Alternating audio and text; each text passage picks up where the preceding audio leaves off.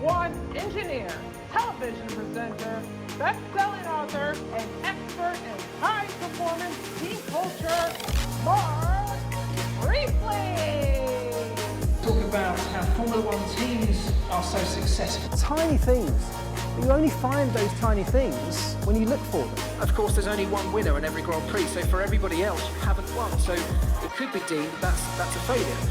I worked at the McLaren Formula One team for almost 10 years as part of the pit stop team before going on to lead teams within the McLaren organisation. I'm going to describe my first ever pit stop to you. Because I was young and inexperienced, the team manager gave me a job in that pit stop, which was to change the front wing and nose cone, which only ever happens if the driver has an accident. So it's incredibly rare. This is how it works, right? The car rolls into the pit stop box. It stops on the marks. Somebody takes off the broken nose cone, and I come in with a new one. A nose cone, huge front wing assembly, swing it into position, line it up on these 4 pins on the front of the car itself, where a couple of guys then do up the catches, and I then have to leap out of the way so the front jack man can get in behind me to lower the car back down onto the floor. That's how it should happen. On this particular day, it looked nothing like this. On my first practice in the Melbourne pit lane in Australia, I was tripping over, I was clattering into the guy taking the first nose cone off, I was missing these 4 pins on the front of the chassis. I mean, it was horrific. It was a horrible, horrible experience. And at the end of that practice, I ran straight into the garage to find the team manager.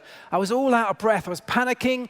I went straight up to the team manager. I said, "Did you see that? That was a disaster. If that happens on Sunday in the race, I mean, it's all over. I just don't know what to do." The team manager said to me, "Marc, calm down. Calm down." He said, "There's 2 things." He said, "First of all, it's highly unlikely it's going to happen." And you can see where I'm going to go with this, can't you? He said, "Secondly, if it does happen," he said, "it's only happened because the driver's had an accident, so his race is probably ruined anyway." He said, "Don't worry about it, it'll be fine." The people in our organisation are simply the biggest asset that we have. Formula One's a hugely technical sport. It's easy to think the car is your biggest asset. No, it isn't. That car's nothing without the people that designed it, built it, manufactured it, made the components, put it together, developed it, marketed it, fed those people in the factory, cleaned the factory, made it look amazing, so when we had tours coming round, people decided to invest. Every one of those details is as much a key part of the team's outcome as the Lewis Hamiltons of this world. None of us can do it without all of us, and I hope that is the biggest message you take away from today. Thank you very much.